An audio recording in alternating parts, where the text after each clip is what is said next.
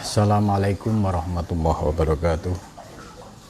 Ila khadrati Nabil Mustafa Rasulillah sallallahu alaihi wasallam wal ikhwani finnal anbiya wal mursalin wal awliya wa syuhada wa syalikin wal malaikatil muqarrabin khususan musannif handal kitab Syekh Fathullah Al-Burhan Buri wajana wa khususan Syekh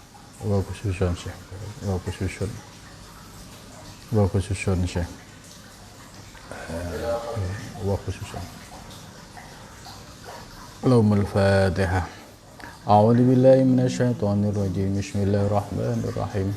Alhamdulillahi rabbil alamin arrahmanir rahim maliki yaumiddin.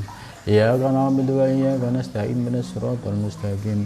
Siratal ladzina an'amta 'alaihim ghairil maghdubi 'alaihim waladdallin. Bismillahirrahmanirrahim. Subhanaka la ilma lana illa ma 'allamtana innaka antal alimul hakim. La haula wa la quwata illa billahil aliyyil adzim.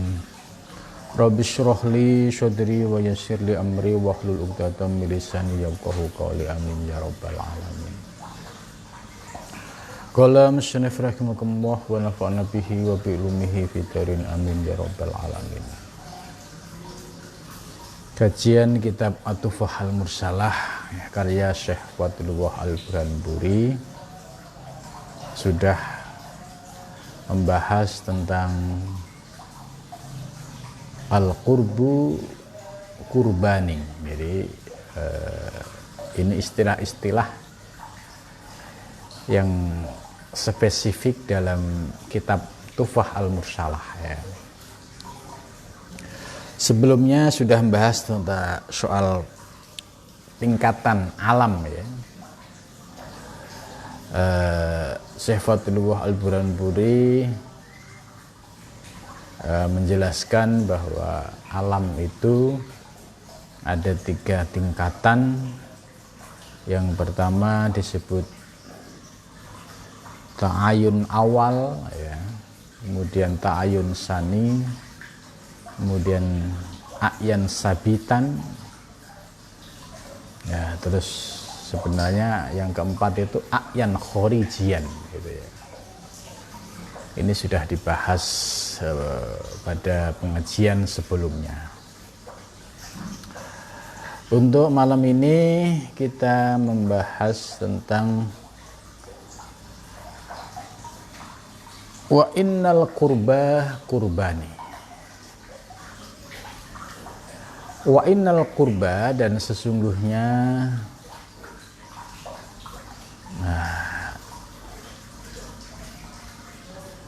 makna kurba ini untuk mendekatkan pada pemahaman ilmu hakikat ya. Jadi kalau diistilahkan pendekatan ya bisa masuk gitu. Bukan al-qurb dalam pengertian mendekatkan diri kepada Allah, karena ini yang dibahas masalah teoritis tentang ketuhanan. Jadi wa amal kurbu kurbani, kalau kita terjemahkan, dan sesungguhnya al-qurb pendekatan itu ada 2 ya. Yang pertama disebut qurbun nawafil, itu pendekatan yang sifatnya itu sunnah nawafil. Yang kedua wa qurbul faraid, yaitu pendekatan yang terkait dengan hal-hal yang fardu.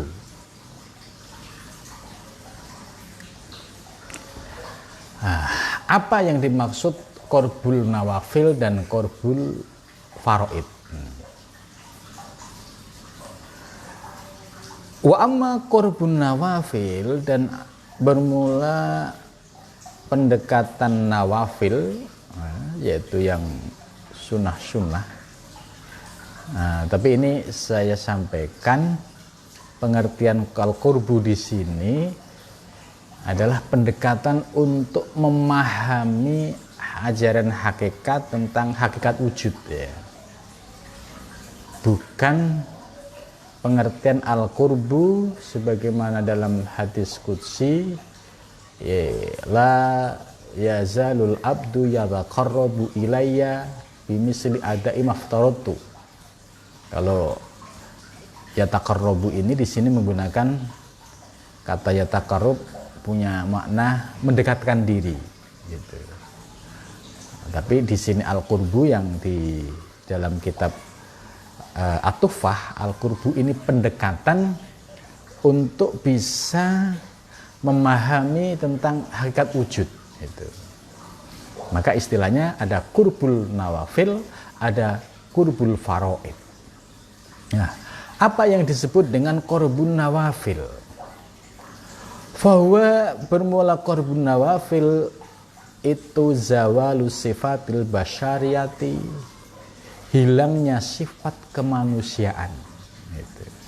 Nah, makanya kan tadi disebut pendekatan untuk memahami ilmu hakikat atau ilmu tentang hakikat wujud. Di sini disebutkan wa amma qurbun nawafil, apa yang dimaksud dengan qurbun nawafil? Fahuwa zawalu sifatil basyariyah, yaitu hilangnya, sirnanya sifat-sifat kemanusiaan. Ya.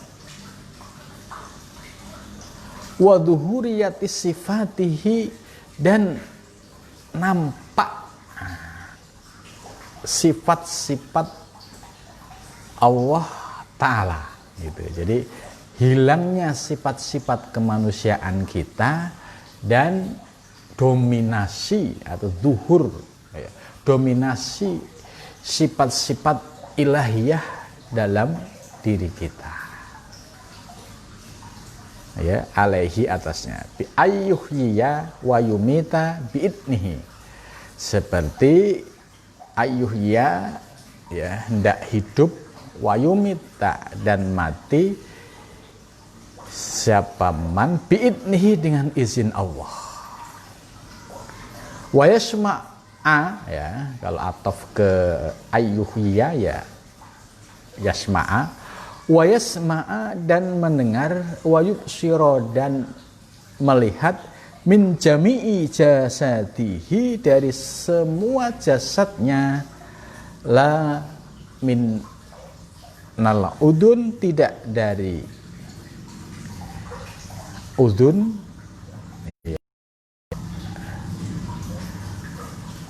yaitu telinga, wal aini, dan mata, fakot, hanya itu. Jadi ini kalimatnya menarik sekali, uraiannya panjang dan sangat dalam, ya. Jadi untuk bisa memahami ilmu-ilmu hakikat, khususnya ilmu tentang hakikat wujud, itu ada dua pendekatan. Maka tadi saya lebih memilih al-qurbu, ini maknanya pendekatan, karena terbukti penjelasannya, ya, membuktikan al-qurbu bermakna pendekatan, ya. Pendekatan nawafil, ya, istilahnya menggunakan istilah pendekatan nawafil, yaitu menghilangkan sifat-sifat basyariah, sifat-sifat kemanusiaan kita, kemudian menampakkan sifat-sifat ilahiyah, ya, seperti kita hidup ini bisa meyakini bahwa hidup kita ini karena Allah, itu. Wa yumit, dan mati juga karena Allah. Wa yasma, mendengar, wa yabsur, dan melihat, semua dari Allah. La minal udun wal ain, tidak dari telinga dan mata, ya. Oke, jadi itu garis besar yang dimaksud qurbun nawafil. Nah, sekarang kita bisa memasuki pembahasan ini melalui konsep tauhid Asy'ariyah yang terkait dengan sifat wajib bagi Allah 20. Ya, sifat wajib bagi Allah ada 20, dibagi menjadi 4. Sifat nafsiyah, sifat salbiyah, sifat ma'ani, sifat maknawiyah. Sifat nafsiyah ya sifat tentang eksistensi Allah. Allah wujud ada. Adanya Allah ya tidak bertempat. Laisa kamitslihi syai'un. Tapi Allah meliputi seluruh ciptaannya. Kemudian sifat salbiyah ini sifat yang khususiyah, yang sifat hanya dimiliki oleh Allah, selain Allah tidak punya. Mulai dari kidam, baqo, mukhalafatul lil hawadisi, qiyamu bi nafsihi, wahdaniyah, ini yang punya hanya Allah. Maka ini disebut sifat salbiyah, artinya sifat khusus dimiliki oleh Allah, dan ini bersifat tanzih. Tanzih itu maha suci ya, selain Allah tidak boleh memiliki 5 sifat ini. Sifat ini juga disebut sebagai mahkota ilahiyah ya, selain Allah ya tidak layak untuk memiliki sifat ini. Nah, kemudian yang ketiga adalah sifat ma'ani. Sifat ma'ani ini adalah sifat yang dimiliki oleh Allah. Nah, sifat ma'ani itu beda dengan maknawiyah. Sifat ma'ani itu sifat yang masih potensi, belum nampak. Kalau dicontohkan ya, ada anak pinter dan anak yang kurang pinter. Ya, itu secara fisik nggak kelihatan. Tapi akan terbukti disuruh ngerjain soal 100, siapa yang pinter, siapa yang tidak kelihatan. Nah, itu sudah berupa wujud maknawiyah. Nah, kalau ma'ani masih potensi ya. Nah, sifat ma'ani yang dimiliki oleh Allah itu adalah kudroh, kuasa, irodah, kehendak, ilmu ya ilmu, hayat hidup, sama mendengar, basor melihat, kalam berbicara. 7 sifat ma'ani ini ya dimiliki oleh Allah ya. Wujud dari sifat ma'ani ini namanya maknawiyah, perwujudannya, aktualisasinya. Nah, contoh kudroh, kuasa. Wujud kudroh apa? Qadirun, oh yang kuasa ya. Kudroh bentuknya masdar, qadirun ya isim fa'il. Lah, wujud qadirun apa? Ya wujudnya alam semesta ini yang konkret ya. Jadi adanya alam semesta ini berarti menunjukkan bukti sifat kudrohnya Allah. Maka Allah disebut qadirun.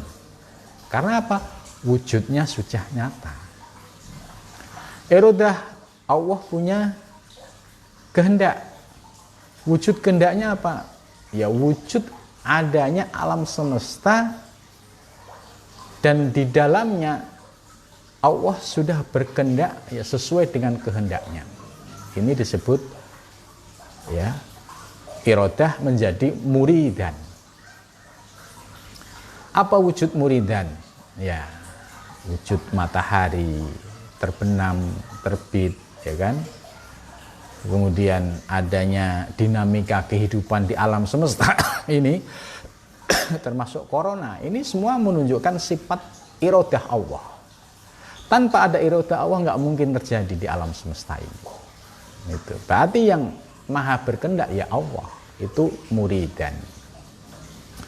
Ilmu ya, Allah memiliki sifat al-ilmu, wujud dari sifat al-ilmu yaitu aliman. Ya. Ya, di alam semesta ini ya, sepinter-pinternya ya makhluk itu pasti ada yang lebih pintar. Dan yang maha pintar ya hanya Allah. Itu. Maka sepinter-pinternya makhluk tidak boleh mengaku paling pintar. Itu. Yang maha pintar ya hanya Allah. Karena Allah yang memberikan semua kepintaran itu. Maka sesuai dengan firman Allah, wa fauqa kulli dzi ilmin alim, dan setiap yang memiliki ilmu itu di atasnya ada yang maha alim. Siapa? Ya Allah. Itu. Maka sepintar-pintarnya orang lintas disiplin keilmuan, ya, justru kalau semakin paham ilmu hakikat, ya, akan semakin hilang rasa tahu itu. Tidak muncul ujub takabur, wah saya paling pintar soal ilmu ini. Tidak. Justru semakin hilang keakuannya karena sudah meyakini semua ilmu milik Allah. Kita nggak punya apa-apa, nggak layak gitu lah. Kalau ada orang masih ujub dengan ilmunya, dengan hafalannya, ya ini masih merasa dirinya ada. Makanya supaya hilang kesadaran kehambaan harus disirnakan keakuan-keakuan tadi. Merasa hafal Al-Quran, ya harus disirnakan. Semua anugerah Allah. Merasa menguasai seluruh fan-fan ilmu, ya harus disirnakan, dikembalikan kepada Allah.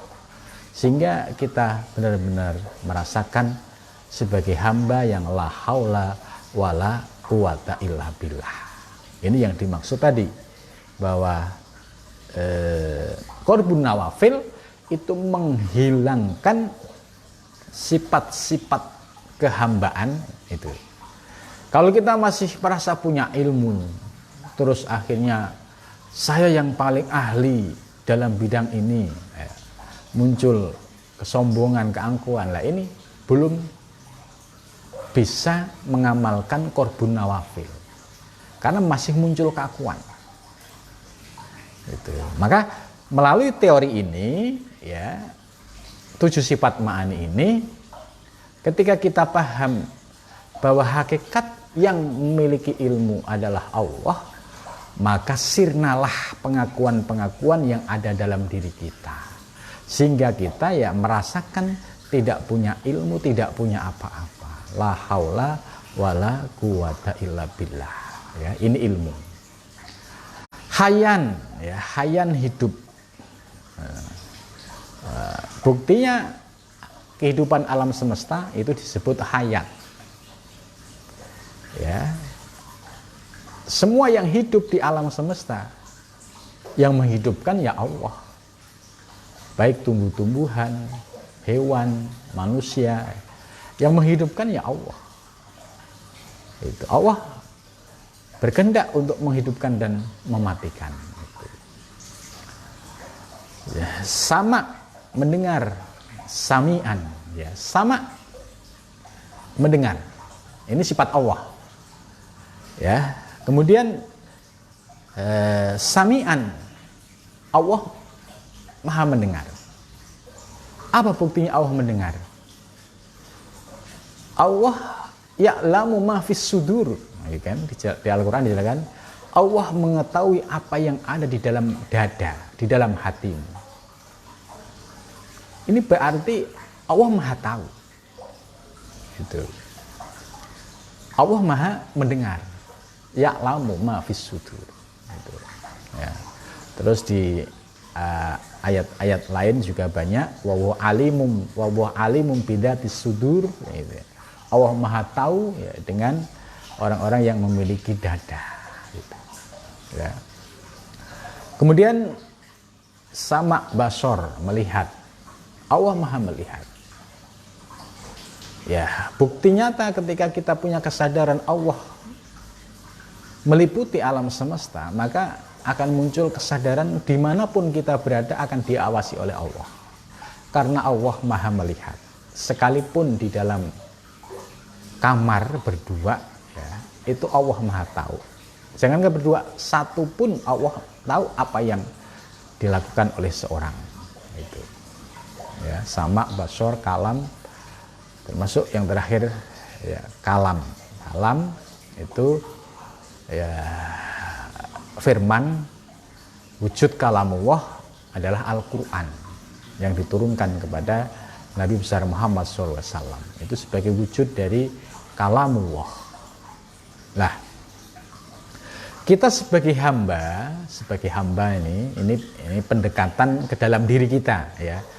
Tadi kan dijelaskan fardun nawafil yaitu zawalus sifatil basariyah, menghilangkan sifat-sifat kemanusiaan yang ada dalam diri kita, kemudian memunculkan sifat-sifat ketuhanan ya, seperti hidup, mati, mendengar, semua kembali kepada Allah. Gimana caranya? Nah, sekarang kita sudah mulai bahas ke dalam diri kita.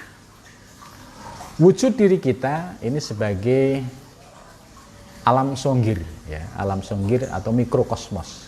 Kalau alam semesta makrokosmos, alam kabir. Ya. Di dalam diri kita ini sebagai wujud alam songgir ya, mikrokosmos, itu sifat 7 ma'ani itu nyata ada dalam diri kita.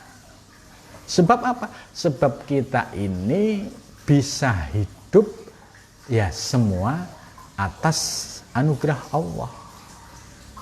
Organ dalam tubuh kita dari rambut sampai kuku dan sel dalam diri kita ya, itu semua normal karena di dalam diri kita ada ruh ya, dan ruh itu min amri robbi. Berarti kita ini hamba yang terkoneksi dengan ilahiyah, dengan ketuhanan.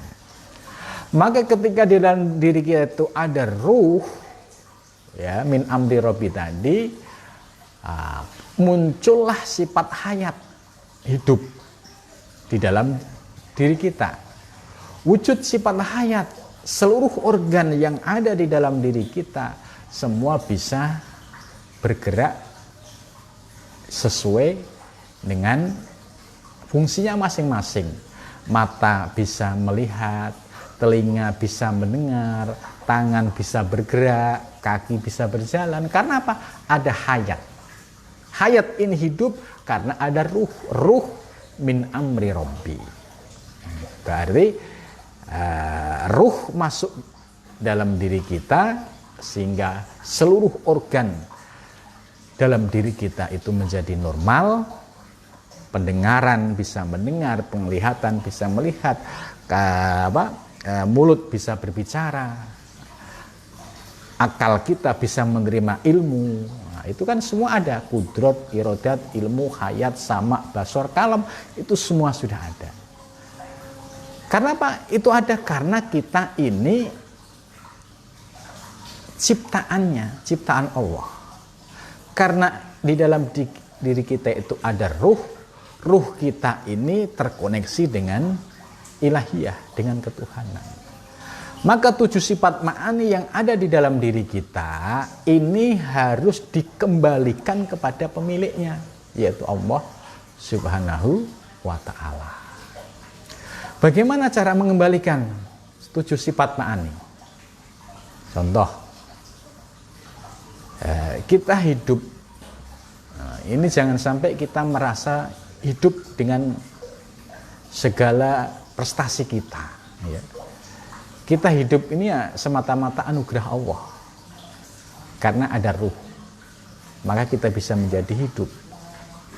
Nah, dengan cara menyadari ini, maka muncul kesadaran dalam diri kita ya, sesungguhnya diri kita itu la haula wala quwata illa billah. Tidak ada daya, tidak ada kekuatan kecuali dengan daya dan kekuatan dari Allah Subhanahu wa ta'ala.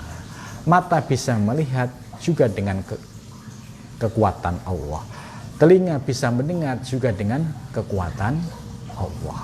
Itu. Maka dengan berpegang pada prinsip la haula wala quwata illa billah, maka pengakuan-pengakuan yang sering muncul di dalam diri kita itu bisa sirna, ya, bisa mengembalikan kepada pemiliknya, yaitu Allah Subhanahu wa ta'ala. Itu contoh tadi. Orang yang punya ilmu, orang yang punya ilmu, itu kan seringkali muncul penyakit namanya takabur, sombong. Merasa apal ini, paham ini semua gitu. Muncul keakuan. Ini gua yang paling hebat, gua yang ahlinya ahli gitu. Ini sebenarnya sifat basariyah muncul. Kalau sifat basariyah muncul, maka yang muncul adalah ujub, heran diri terhadap dirinya, takabur, sombong. Kenapa bisa demikian? Karena terhijabi pandangannya dalam memandang Allah. Coba kalau dia menyadari, oh iya, dia pinter, dia bisa hafal Al-Quran misalnya, itu ya anugerah dari Allah. Coba kalau akalnya ditutup oleh Allah, ya nggak bakalan bisa ngapalin. Oh, dia punya ilmu yang cukup luas, ya harus dikembalikan kepada Allah. Sebesar apapun ilmu kita, kalau tidak dikembalikan kepada Allah, akan menjadi hijab. Kalau sudah terhijab, maka yang muncul keakuan. Kalau sudah muncul keakuan, munculnya kesombongan.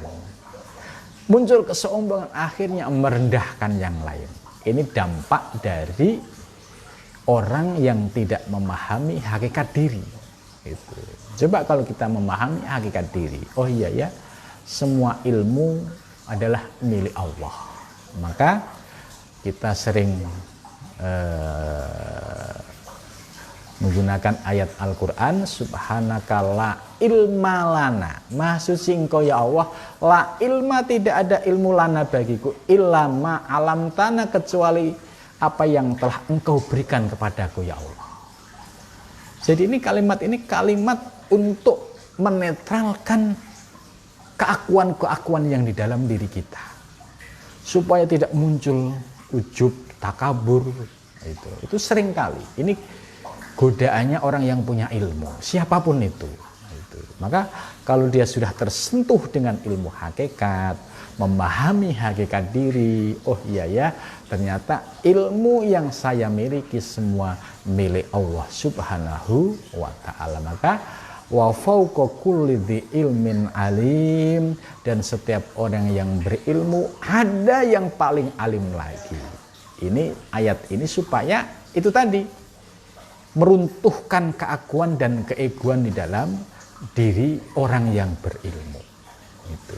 Coba lihat, orang yang berilmu apapun, kalau tidak disentuh dengan ilmu tauhid seperti ini, pasti yang ada adalah ujub, takabur. Kalau dia non-Islam pasti menjadi ateis. Ya. Kenapa menjadi ateis? Karena merasa apa yang muncul di dalam dirinya itu adalah hasil kerja keras akalnya. Dia nggak sadar yang ngasih akal hidup bisa berpikir itu siapa, nggak pernah dipikir. Ya kan, coba ruhnya diambil sama Allah, akalnya bisa berpikir nggak?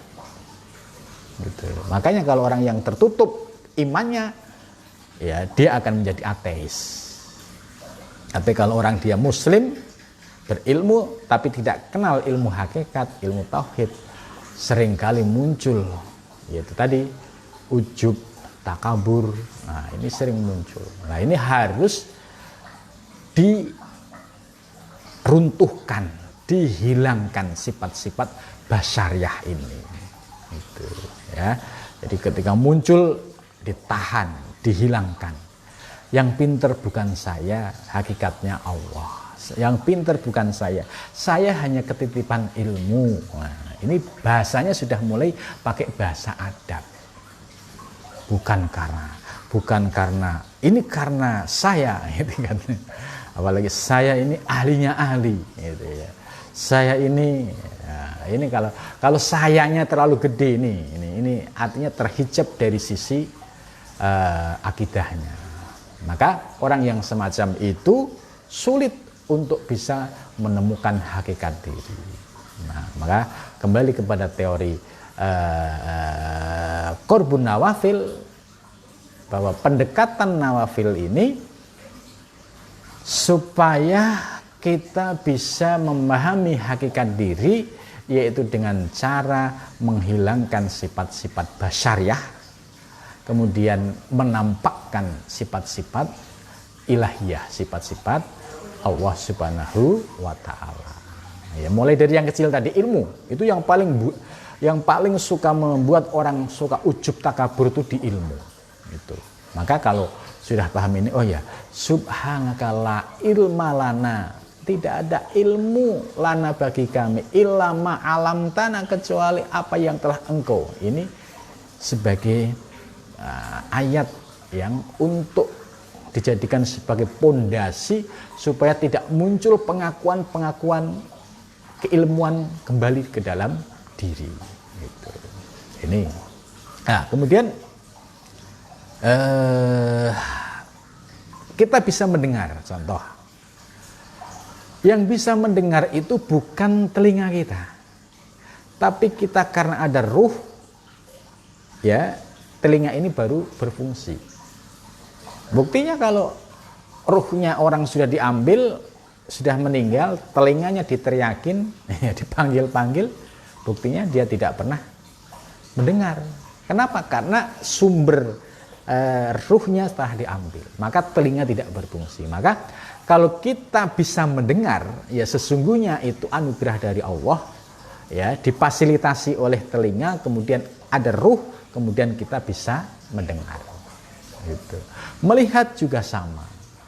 Ketika ada ruh, kornea mata kita normal, bisa melihat apa yang ada di hadapan kita.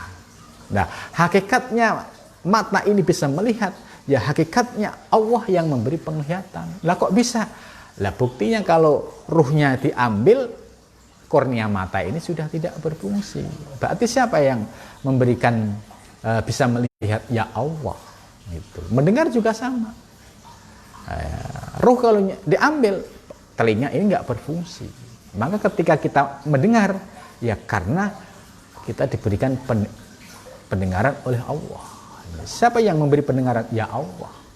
Tanpa diberi pendengaran oleh Allah, ya nggak mungkin bisa mendengar. Gitu. Akhirnya kita mendengar bisa mengembalikan kepada Allah, kita melihat bisa mengembalikan kepada Allah, kita punya ilmu bisa mengembalikan kepada Allah, kita punya kudroh kemampuan. Ini contoh, seringkali orang dengan prestasinya, ya, dia merasa hebat dan ya. Nah ini kalau nggak dikembalikan kepada Allah tadi, sama munculnya ujub takabur. Tapi kalau sudah kita netralkan, ya, semua kudroh itu kembali kepada Allah, maka yang ada adalah la haula wala quwata illa billah. Begitu juga irodah, kehendak, ya. Kehendak yang ada di dalam diri kita, ya, bermuara kepada kehendak Allah. Kalau Allah tidak berkehendak, ya nggak bakalan jadi. Ya, idza aradallah ayyakula lahu kun fayakun. Jadi kalau Allah sudah berkehendak, ya pasti jadi. Kalau tidak, ya nggak bakalan jadi. Gitu. Maka kita sudah bisa mulai mengembalikan kudroh kembali kepada Allah, irodah kembali kepada Allah, sama kembali kepada Allah, basor kembali kepada Allah, kalam, bicara ini. Kalau masih ada ruh kita bisa bicara, tapi kalau ruh diambil, ya dibuka mulutnya tetap nggak bisa berbicara. Artinya semua kembali kepada Allah. Inilah teknik untuk zawalus sifatil basyariyah. Jadi sifat-sifat basyariyah yang sering mendominasi kita itu supaya bisa melepas dari diri kita yang sering menyebabkan orang muncul keakuan, ego, sombong. Nah, ya. Ini harus dinetralkan. Dengan cara apa? Mengembalikan kepada Allah. kudroh kembali kepada Allah, irodah kembali kepada Allah, sama kembali kepada Allah, basar kembali kepada Allah, hayat kembali kepada Allah, kalam kembali kepada Allah, dan akhirnya kita bisa menyadari bahwa di dalam diri kita hakikatnya adalah la haula wala quwata illa billah. Tidak ada daya, tidak ada kekuatan kecuali dengan Allah Subhanahu wa ta'ala. Ini yang disebut qorbun nawafil. Nah, selain itu ada teori lain untuk mendekatkan paham tentang bagaimana kita bisa meruntuhkan tadi sifat-sifat basariah yang sering muncul ke dalam diri kita, yaitu bisa melalui zikir nafi isbat, yaitu la ilaha illallah. Ya, la ilaha illallah ya secara umum artinya tidak ada Tuhan selain Allah. Tapi bagi para muhakkikin, orang yang belajar hakikat, itu dibalik la ilaha illallah ada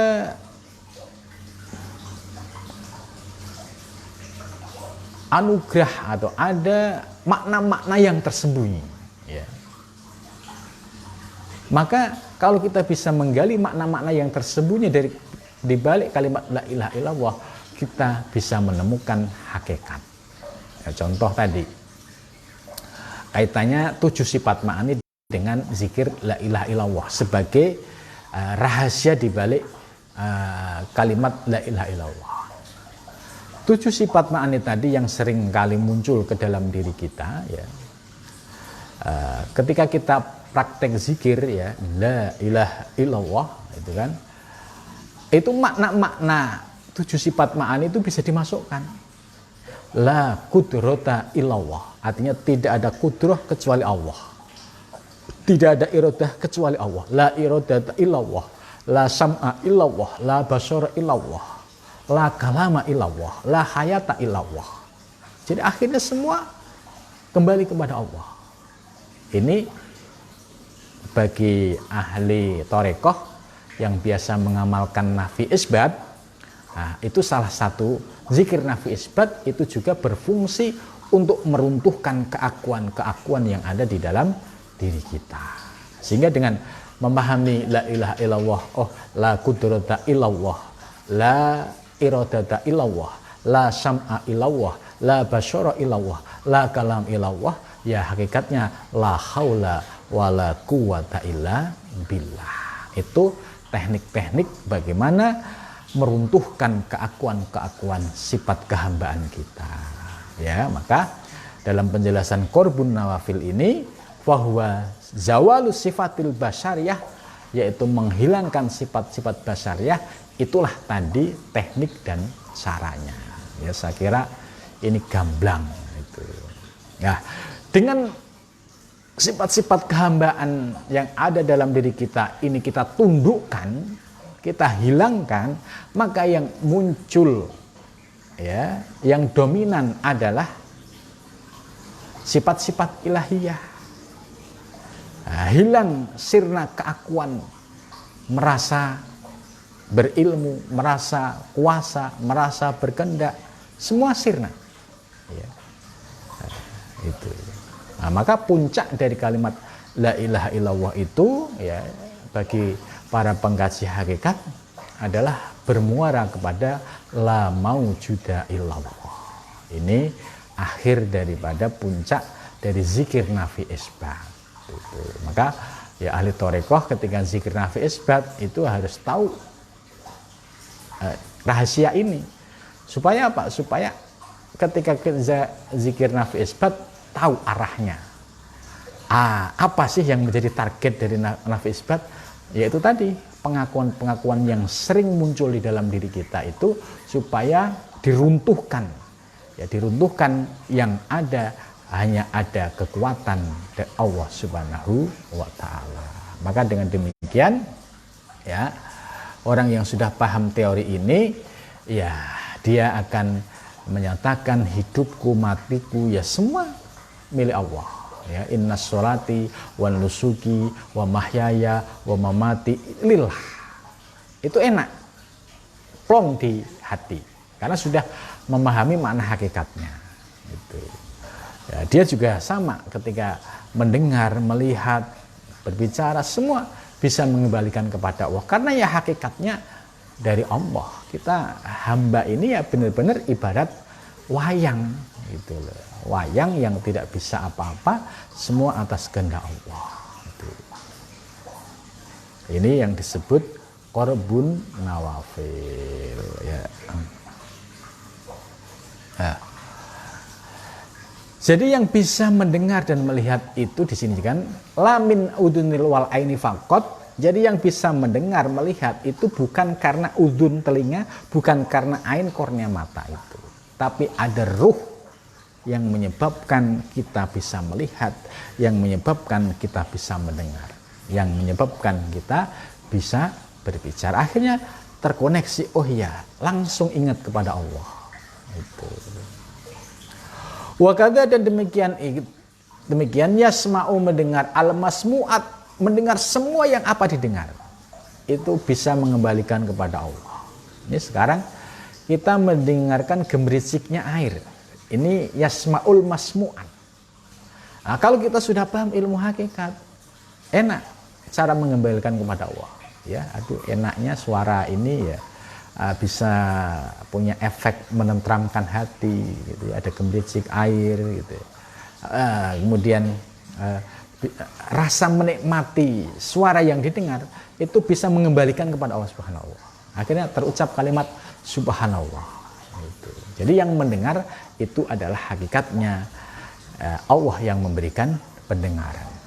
Min ba'idin, dari jauh. Nah, kalau ini ada beda tingkatan. Kalau kualitas salikin pemula seperti kita ini, teknik untuk menghilangkan zawalus sifatil basariyah itu dengan cara tadi, yaitu ya mengembalikan semua kepada Allah ya, dari 7 sifat ma'ani.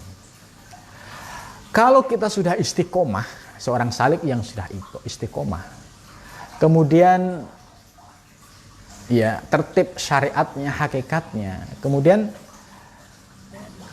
Allah jatuh cinta kepada seorang salik ini ya, itu akan mendapatkan fasilitas anugerah yang istimewa lagi dari Allah. Nah, dalam hadis qudsi ya, fa idza ahbabtuhu, ketika aku mencintai seorang hambaku, kuntu sam'ahu, maka aku akan menjadi pendengarannya, alladzi yasma'u bih, yang dia mendengar. Nah, ini perlu dibedakan makomnya. Kalau orang yang sudah mendapatkan anugerah ini, itu pasti makomnya sudah arifin billah, sudah ya waliyullah. Tapi kalau kita salik ya, tahap pertama adalah tadi zawalus sifatil basariyah dengan metode dan teknik tadi yang sudah dijelaskan di awal. Nah, kalau kita bisa istiqomah sampai tahqiq ya, kemudian faida ahbabtuhu, kemudian ketika aku Allah dalam hadis qudsi mencintai hambaku, kuntu sam'ahu, aku akan menjadi pendengarannya, alladzi yasma'u bih, yang dia mendengar, wa kuntu basaruhul ladzi yubsiru bih, aku akan menjadi penglihatan ketika dia melihat. Lah, orang-orang yang sudah mendapatkan anugerah ini itu adalah para arifin billah, para waliyullah. Maka kita nggak heran kalau ada waliullah, kekasih-kekasih Allah ini yang memiliki fasilitas pendengarannya, penglihatannya tidak terbatas oleh ruang dan waktu. Ya, kita misalkan sowan ke seorang ya waliullah, itu beliau bisa membaca lintasan batin kita, itu beliau bisa membaca, bisa mendengar gitu. Makanya kalau kita sowan ke ulama-ulama yang posisinya sudah seperti ini, itu ya yang hanya ada malu. Jadi yang ada hanya malu kita, sebab ya, belum memiliki fasilitas itu, mendengar yang tidak dibatasi oleh ruang dan waktu. Ya, kita berbuat apa beliau tahu karena mendapatkan fasilitas ini. Gitu. Dan beliau bisa melihat apa yang tidak bisa dilihat oleh kasat mata, tapi karena dia mendapatkan anugerah kuntu basyarul ladzi yubsiru bih, ya beliau bisa melihat ya sesuatu yang tidak bisa dilihat oleh kasat mata. Artinya bisa melihat dengan pandangan Allah. Itu bisa melihat kejadian-kejadian itu. Makanya pendengarannya, penglihatannya itu sudah tidak dibatasi oleh ruang dan waktu. Inilah para arifin billah atau waliullah, dan itu nyata. Gitu. Kalau kita sowan ke orang-orang yang sudah pada tahapan ini, itu pasti anugerah itu ada, dan pasti beliau memiliki fasilitas ini. Gitu. Makanya di sini wakada yasmaul masmu'at min ba'id. Ya, dia bisa mendengar segala yang didengar min ba'id, dari jarak jauh. Kalau kita kan masih pakai HP, para wali nggak usah pakai HP. Gitu. Wa yubsirul mabsurat, dan dia bisa mendengar segala yang dilihat min ba'id, dari jarak jauh. Sudah tidak terbatas oleh ruang dan waktu. Tapi ini harus diingat, ini makomnya arifin billah yang sudah menjadi waliullah, kekasih Allah. Nah, kalau posisi kita sebagai salik yang di awal tadi, bertahap menghilangkan yaitu sifat-sifat basyariah yang sering dominasi dalam diri kita. Lah, level ini aja belum selesai, kok ujuk-ujuk pengen menjadi level yang arifin billah. Ini yang apa? Tidak prosedural gitu ya. Mungkin bisa, itu hanya majdub, tapi kalau posisi kita sebagai salik yang normal, ya harus melalui tahapan-tahapan sesuai dengan yang ada itu. Wa ala hada, dan atas ini, wa ala hadal qiyas, dan atas qiyas ini, wa hadza makna fana'us sifat. Ya, inilah yang disebut makna fana'us sifat, yaitu fana itu sirna sifat-sifat yang ada di dalam seorang hamba. Kalau seorang hamba sudah fana dalam sifat-sifat tadi, maka sifat mendengar itu sudah pakai sifat Allah, mendengarnya Allah. Sifat melihat itu sudah pakai sifat Allah, sehingga tidak berjarak oleh ruang dan waktu. Ya. Fi sifatillah, pada sifat-sifat Allah. Wahwa, dan bermula yang demikian itu, yaitu fana sifat fi sifatillah, wa wasamratun nawafil, itu sebagai buah dari mengamalkan yaitu ibadah-ibadah yang nawafil, ibadah-ibadah yang sunnah. Maka seorang salik dalam proses menuju Allah itu tidak boleh melepaskan yang sunnah-sunnah, apalagi yang wajib, ya kan?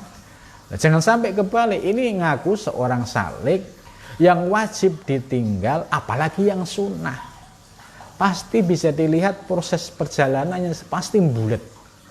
Bulet itu ya kayak tupai dalam sangkar, tidak akan mendapatkan pencerahan bagaimana proses mencapai tahapan-tahapan rohani. Tapi kalau dia tertib, ya dari mulai yang sunnah dia sudah istiqomah, yang fardu sudah istiqomah, kemudian dibungkus dengan yang nawafil semakin kokoh, lah baru nanti akan berbuah, yaitu buah fana fisifatillah. Itu. Jadi ilmu kema'rifahan ini ya sangat teoritis gitu ya. Jadi gampang dipahami teori-teorinya. Nah, namun demikian bagi para salik, itu sudah menunjukkan dia sedang berjalan menuju ke Allah dengan melalui tahapan-tahapan yang sudah dijelaskan oleh para ulama-ulama sufi. Contoh seperti tertib di wilayah syariatnya, yang wajib ya pasti, yang sunnah istiqomah gitu. Jangan sampai kebalik, ngaku salik tapi sholat 5 waktu diabaikan, kemudian apalagi yang sunnah-sunnah. Itu hayata ya. Jauh banget kalau dia mimpi pengen ma'rifah, wong tidak melalui jalurnya gitu. Jadi pohon itu bisa berbuah ya kalau disirami, diopeni. Dengan apa? Zikir istiqomah, sholat fardu istiqomah, sunnah istiqomah, puasa Senin istiqomah. Ini namanya ngopeni. Suatu saat berbuah, namanya samratul ma'rifah, itu sebagai buahnya. Nah, mudah-mudahan kita diberikan anugerah oleh Allah lahir dan batin, bisa istiqomah mengamalkan yang sunnah dan yang fardu, sehingga perjalanan kita diberikan kemudahan sampai kita mendapatkan anugerah wusul ilallah. Amin ya rabbal alamin. Sampai sini dulu. Wassalamualaikum warahmatullahi wabarakatuh.